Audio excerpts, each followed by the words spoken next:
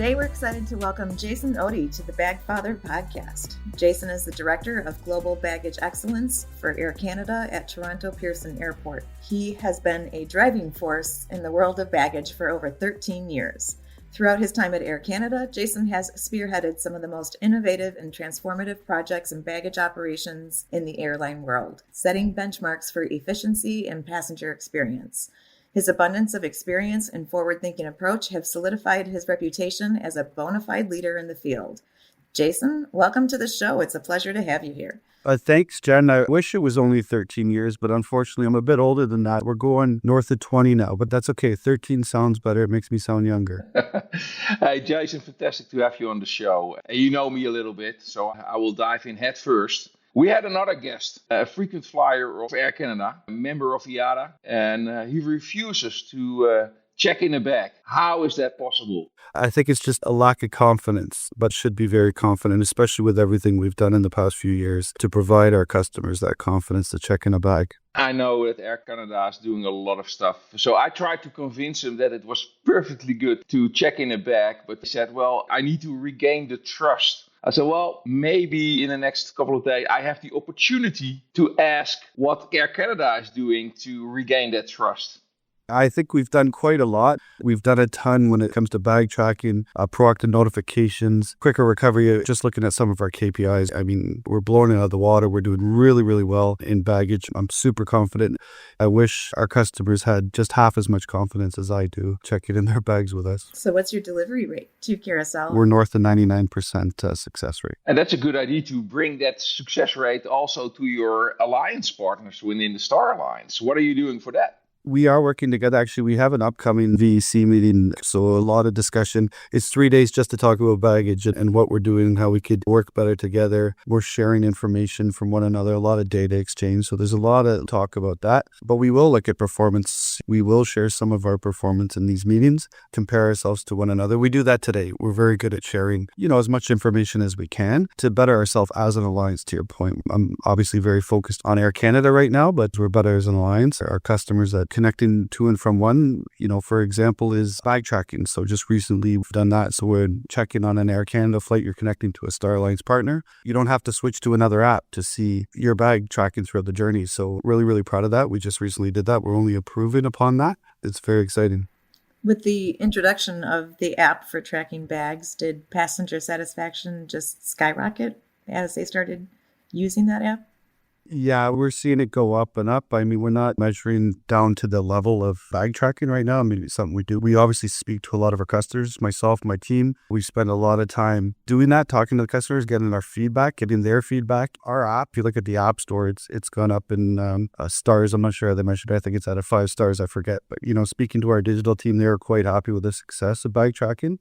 We monitor customer feedback on that live in the app. You had the opportunity to click on the link and tell us about your experience, and it was overall very, very positive. So very happy about that. Hearing a lot of discussions from the airlines, and there's sometimes some hesitancy on sharing that information with passengers if they know a bag's not going to be delivered when they reach their destination. There's a little bit of fear in sharing that information ahead of time, and just that it's going to ruin the trip for them, knowing that they have some baggage issues to deal with at the other end. And you know what, Jen, I'm glad you mentioned it, because naturally you're going to have that fear. You talk to some of the key stakeholders that were all part of this, that, affects them with the information that you're sharing. I look at in-flight contact centers, et cetera, et cetera. So naturally there's going to be that fear. What we found is the more proactive we are in that communication, the happier the customer is. And if you speak to a lot of customers, and we learned this, I don't like to use that P word or C word, but coming out of that, we learned a lot what the customer wants. We spent a lot of time during that, even downtime, to identify what it is that the customers are expecting from us as an airline when it comes to their baggage. And they want to know. They don't want to go and stand around a carousel and wait for the bags not to come. They want to know that they could just jump in their limo, taxi, Uber, whatever it is, and be on their way, get to their hotel, get to their house, and we'll deal with that after. And we've introduced some technology and a better digital experience so that customers can do this and know about everything well in advance. I have to admit, Jason, I'm most of the time very cynical, very critical. But realistically, the Air Canada app is pretty amazing, I have to say that. And when it comes to baggage, some pretty interesting features are in the app. The notification one is, of course, one of them. And what about the recent AirTag information? Is it already possible to embed that in the app? It's there. It's more on our recovery platform, Merlin. Something, it's just new. It's very recent. We did it going into our holiday peak, so early in December. As soon as Apple released that new update, we were first to jump on. We were part of that announcement with Apple. We were happy and proud to be part of that announcement. We heard about the sharing and what they've done with the AirTag. We were first to implement that. So we're using it just for recovery right now. If a customer wants to share with us the URL, so it creates a URL for those that don't know, and it allows us as the air carriers to track the bag. Really what we're using it for is bags that are found tagless and hard to find, the harder to trace bags. We're seeing a bit of an uptake on it. I'm sure we'll see a bit more as we go, but it's in our self-serve platform. So if you're filing out a delayed baggage file, whether that's in our app or via the microsite that it sends you to, it allows you to add that URL in there. And we have a team in the background, so our central baggage team are comparing that to open files. So if the bag hasn't been recovered yet, to use that AirTag location and work with a specific airport wherever that bag is located to locate it. It sounds to me that this feature is hardly being used. Well, it is hardly being used, to be honest, because our recovery times are so good. And, like I said, there's my shameless plug right there, right? And so little bags being mishandled. No, but it does help. I mean, there's one case I'm aware of where it certainly helped. The bag was tagless. There was very little information for us to go by to track that bag. So having that location helped us pinpoint the bag. It was actually with another carrier, a non-partner carrier, sitting at a very large airport. That's what helped us track it. And, unfortunately for the person on the other end of the airport, with us constantly harassing them to go into that specific location to find the bag, we were able to find it. But funny enough, it was with another carrier, and that's what made it harder for us to find. I also know you are on the forefront of all kinds of new innovations, new technology. Can you shine a light on what you expect that's going to happen in the next couple of years? Yeah, I think we're going back. A big focus was on tracking, without a doubt. We spent a lot of effort, a lot of time on tracking of bags and items. That has been at the forefront, a top priority, but I'd say we're leading the way with tracking and tracking points. Moving forward, I think, it's a very archaic and manual process today. The handling of bags. And we all talk about that. Not much has changed since we were just looking at some pictures from 1980. Some of the equipment was the same. The process were the same. I mean, yeah, we've changed or tweaked a few here and there. So I see a lot of, automation coming into play. Without a doubt, I think the industry is ripe and ready for it, whether that be lifting aids or you see robotic arms. It's only a matter of time. Autonomous vehicles is another piece. I think we're going to start seeing this come very quickly, actually. Do you think that's more important now because of the labor shortages, or do you think it would have come to this stage regardless of availability of human resources? I think there is labor shortages worldwide. There's no doubt about it. Not every country per se, but I think that has been one of the biggest challenges. Speaking to some of my partner airlines and colleagues in the industry, they struggle. There's no doubt they have a hard time. I just think we're looking to reduce injuries is huge for us. I mean, you're lifting 100-pound bags nonstop. How do we support the employees with that? So I think that's also a key focus there as well. I want to talk a little bit further on the digital transformation, because Air Canada leverages the technology a lot. But how is that digitalization going on internally? Because it must be that there are some big changes in the way baggage is handled. We've used our digital platforms to better communicate to our customers, without a doubt. I talked about it before, was sending notifications, updating the app to say, look, your bag's been left behind, in the rare case that it is left behind, but telling the customer up front, with the bag tracking, like I said, I mean, these are a lot of the things we've done, but it's also helping with decision making. So you tie all this information, all this tracking up, all this information you're piling by, scanning bags and using all sort of data events, but using that for our operations team to make better decision making. You're missing 20 bags for a flight. Where are they? You can pinpoint exactly where they are. As mentioned, it's a very manual process. So it still today takes a radio call to get maybe 20 bags out to the aircraft. But one of the benefits for sure is that better decision making. So we keep our wins here. A lot of focus on the employee experience now. We've done a ton on the customer side. We're really happy with the app and the way it is today. But that team, our digital team, I mean, they're incredible. They're just looking to build and make it better and better. There's now live updates within our app. But how can we provide that experience to our employees? And that's kind of a bit of the focus right now. So a lot of discussion happening and investment in that area. I love that data sharing piece of things, and has been something that's bothered me for a long time. We collect a lot of great data within a baggage system that can be used outside of just baggage. So when we're talking about turn times for aircraft and things like that, have you guys been able to track any improvements on being able to make key decisions on if you're keeping aircraft for bags or anything along those lines? Absolutely, without a doubt. And we're only getting better, Jen. So we're blending some of our newer tech with our older tech right now to use these data events. We've invested a lot in data and real-time data to provide that, and we're just moving forward. So we're already seeing the benefits, in particular with the data from scanning. Without a doubt, we're seeing some huge benefits in that. And yeah, it's supporting that decision making. Just out of curiosity, Jason, it hasn't always been like this, that innovation and baggage is on top of the agenda. Is this a result of all the disruptions that we had seen in 2022? Or is that something that genuinely came from, okay, this is the roadmap that we want to follow? Or did it help to get a little bit of extra budget? There's no doubt it helped. I mean, look, we joke, we call it Bagmageddon. I mean, it was all over the news. We see those news clippings. I mean, Marlon, and you've put it in some of your presentations. I have it in some of mine, the thousands of bags that piled up. There's no doubt that the media attention to that helped push forward and helped with some of the investment. Also, some of the loud voices out there saying, we need to invest in this. We're struggling with technology. And I'm not specific to the industry. And, I'm part of some of these working groups, and they're just growing and growing and growing. And you're seeing more and more vendors that are coming forward with these new solutions and innovations and ideas. And that wouldn't happen without the voice and, yes, of course, the media attention to it. So it definitely helped. Can you tell a little bit about how impactful it was in Canada? Just go back to 2022. How were your days in 2022? We are asking every airline, by the way, who's coming on the show, just to remind them how bad it can be. Well, let me start with I looked a lot younger than I do today. And listen, it's only been 3 years, right? So most people don't age this much in 3 years. So it was a challenge. I mean, there's no doubt. Speaking of manual process, it was even more manual prior to the pandemic. So day to day, we were actually, I want to say, we were ahead of the curve, with the team with my focus or my priorities, which was that global baggage portfolio. We started that back, I think it was, I want to say 2018 or 2019.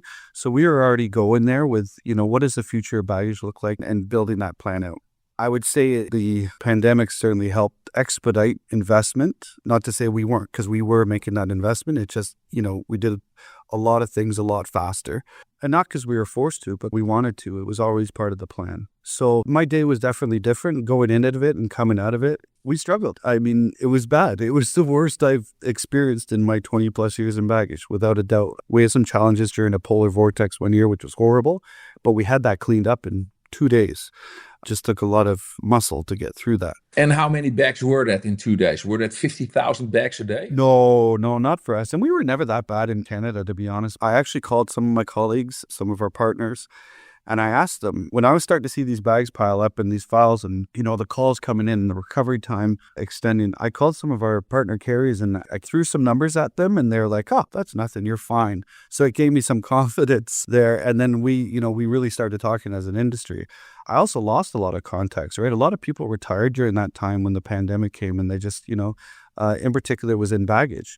So a lot of the contacts I had worldwide were gone. We almost had to start fresh, and not, everywhere. We have some colleagues worldwide I've known for many, many years that I could reach out to. But yeah, it was challenging. There was a lot of bags, but it was everything, right? It was the industry. They were misconnecting. We were trucking bags. I mean, baggage systems were breaking down left, right, and center because they weren't maintained. And it was a perfect storm. Yeah. Perfect storm. And I'm asking the question, because maybe 3 years ago it was very extreme, but we see other disruptions as well. But the consequence is that we need to regain passenger trust. Because if you ask an average passenger, they are not willing to check in their bag.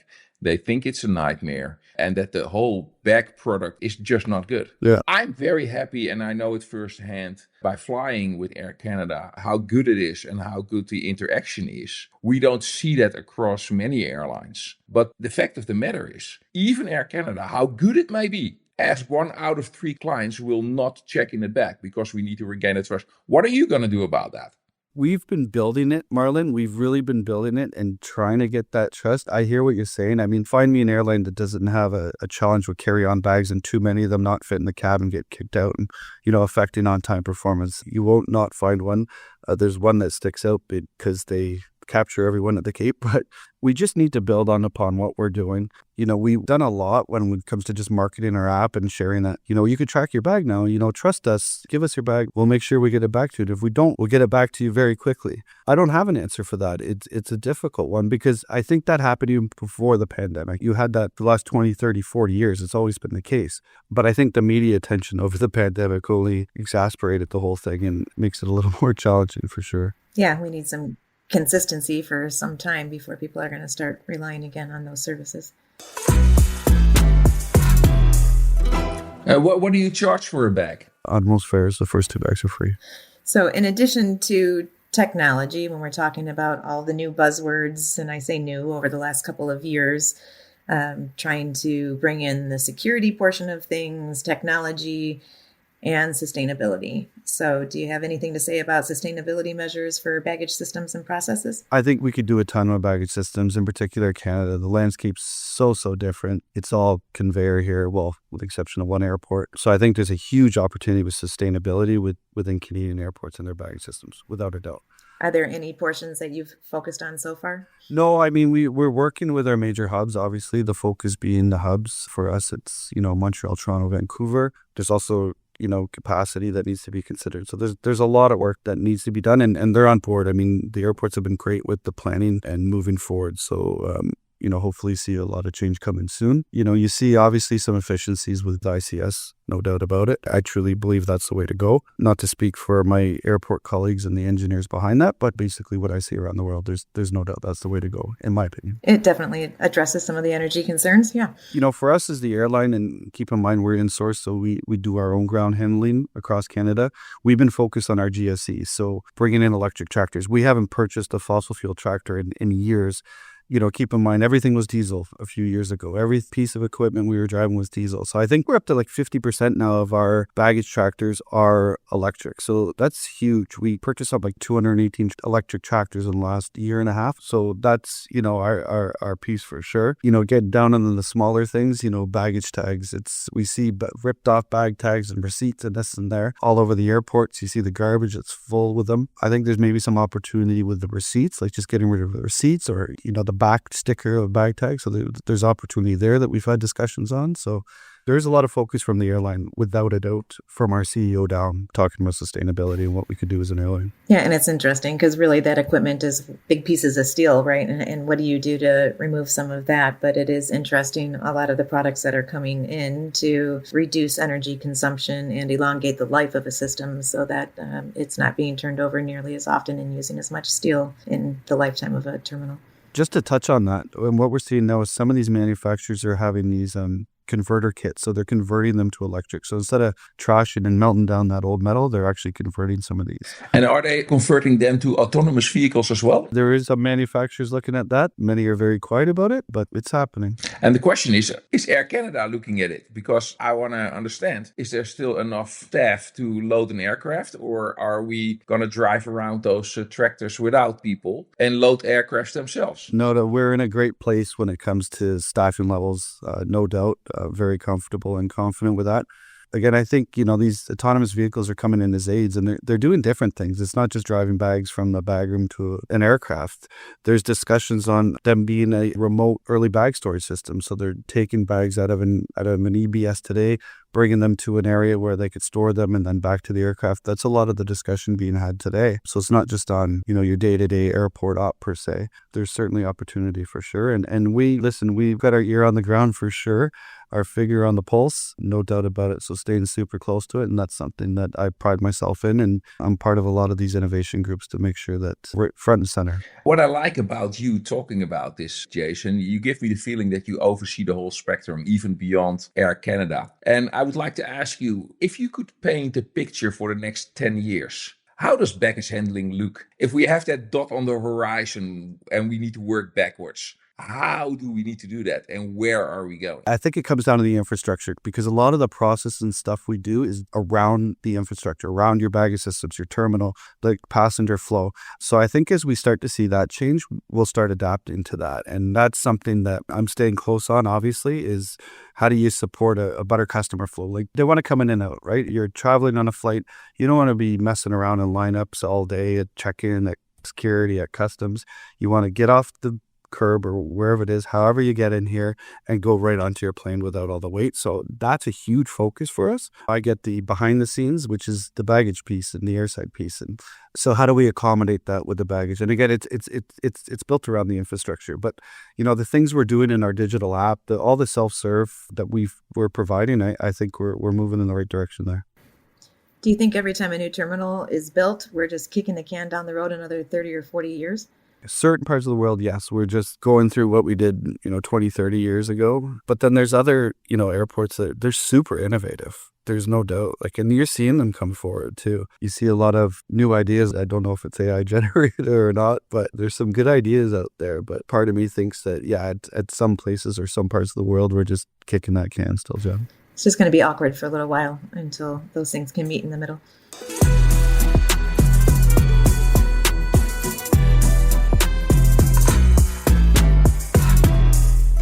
Tricky question, Jason. What's your favorite airport?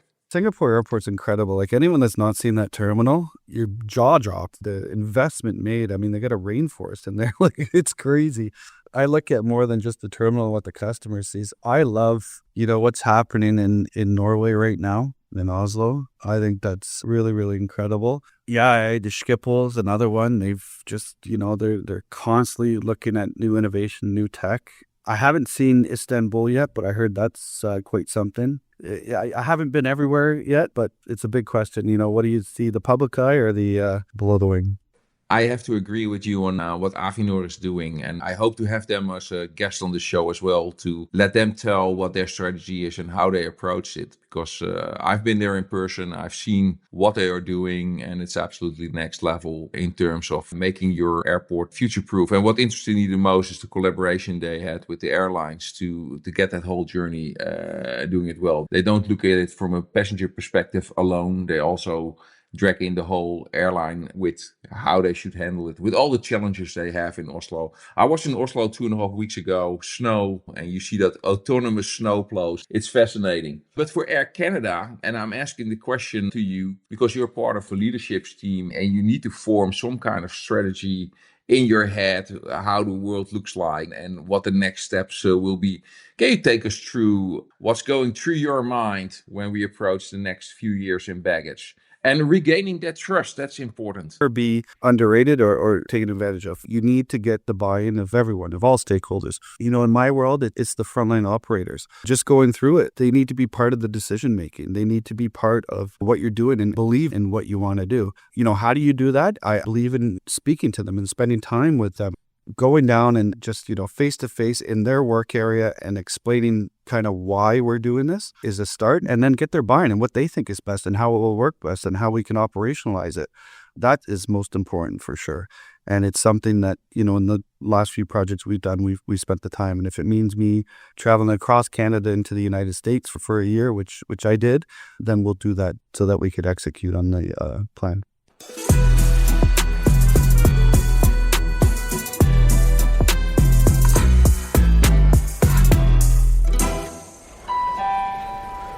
Do you have any examples of how talking with your crew significantly changed your road on where you were going and moving to something different, a different path? Yeah, for sure. I mean, look at bag tracking. It wasn't possible without the operational changes. So here you go from, reconciling bags just in a bag room. So we scan bag tags. I mean, that's no secret. We're scanning them just in the bag room too. We have to scan them when they come off the plane, when they're transferred to a new area, when they're loaded on the plane. So we're adding all these steps in the process and not throwing all these resources at it. So we're not, increasing the resources to turn an aircraft. To get that buy-in, that's exactly what I did. I traveled across Canada. My team and I literally went from Vancouver all the way to St. John's. And for those non-Canadians out there, that's coast to coast. We went and we sat down and we called it our roadshow. So it was the 5-point scanning roadshow. Did some videos, provided some customer feedback, provided some industry, updates, and explained why we were doing this and asked them, how can we help you get this done?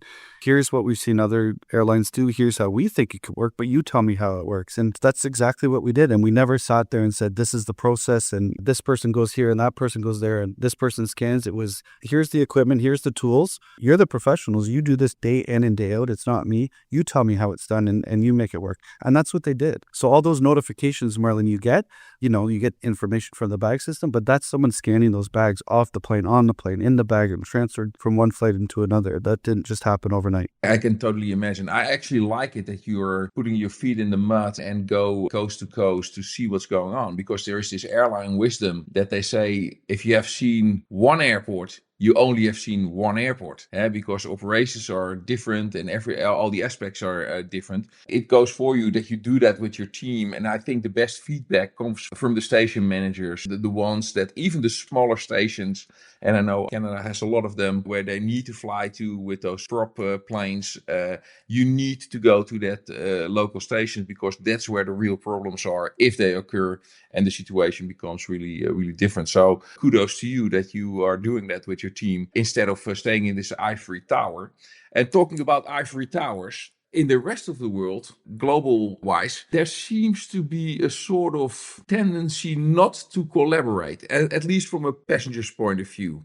Sometimes it feels like you're dealing with different silos. So what kind of initiatives are you taking to collaborate with your partner airlines, or not even in interlining as well? I mean, it's hard. There's so many stakeholders, right, Marla? Like that's the big challenge. And there's different rules, regulations. We're talking globally here, worldwide. It's not just, one country, one regulation. There's hundreds of them. So it's a challenge, but I mean, it's communication at the end of the day and how you work together.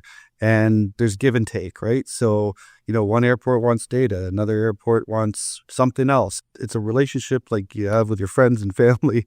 It's give and take.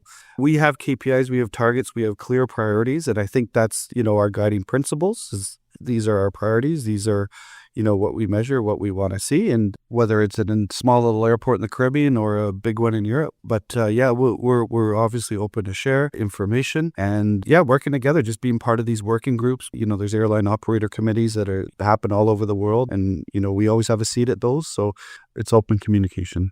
I hear you. And that brings me to the following question, because you said in the beginning that you're performing pretty well. And I know because I see the stats as well. But what's your advice to airlines who are not performing that well? There are a couple. What kind of learnings do you want to give them? They're listening to the show as well. You got to understand what's the root problem, and not from what you hear, but, see it yourself. And I spend a lot of time down in the bag rooms on the ramp, understanding what our challenges are, calling customers. I mean, that's a big one too. I've had some obviously uncomfortable conversations at times, but you only learn from that. And, never forget, no matter where you are, it's all about the customer and your frontline employees. So listening to them and taking action. Every business case, I've done, there's that employee factor and how it's going to improve the employee or morale or efficiency, et cetera, et cetera. So there's so much going on in an airport operation, from, de-icing to flight dispatch to, your operations control team, your customer service agents to ramp. Like, how could they communicate? And we're building upon that and making that a little bit better too. That's pretty cool. From your time with your employees, when you're going from airport to airport, have you gotten any requests for utilizing technologies in ways that you hadn't thought of previously that you're able to bring forward? I've met a lot of interesting people along the way, a lot with some very interesting thoughts and thinking kind of outside the box. And it's funny, the stuff you learn from brand new employees that come in and they have fresh perspective and they have a background. Like we have station attendants that have come in and they've done all sorts of schooling and they have all this education that they've learned that's completely different than the aviation world. But they bring that thought in, and it's been incredible, some of the stuff I've learned just from kind of walking around and meeting people and talking to people. I think a lot of airlines and airports tend to rely on their upper echelon for all of those ideas, and they are not the people who are delivering day to day, and I wish more of them would ask the people who are carrying out those tasks all the time on what would improve situations. I will add, Jen, you got to try things too. Not everything's going to work. And you got to go in with that mindset that let's try it. If it doesn't work, back to the drawing board. And we've done that. You're not going to get better without making mistakes on the way. And that's something that we certainly pride in. And I tell my team too, like, don't worry. If it doesn't work, don't worry. Just recognize it's not working and go back and try again and do it a little differently. So that's helped us for sure. Hey, our thanks to Jason for a brilliant chat today. What'd you think, Marlon? It's amazing. I know Air Canada is one of the airlines who's putting the nail on the head. They are doing some quite incredible stuff. I think it's priority from top down. That's what it is. And if they see that the bag journey is as important as the passenger journey, then it becomes acceptable. It is just beyond me that it is still not understood how much a part of passenger satisfaction the whole baggage journey is. So hopefully Air Canada is starting a big trend. I had the opportunity to fly Air Canada over the last period of time, and I must say I was pleasantly surprised. I'm a SkyTeam member, but I'm definitely heading towards Star Alliance, if that's the kind of quality I get. Well, glad that you all joined us for this episode with Jason Odey. And if you like this conversation, listen to the whole series by following the Bagfather podcast on your favorite platform.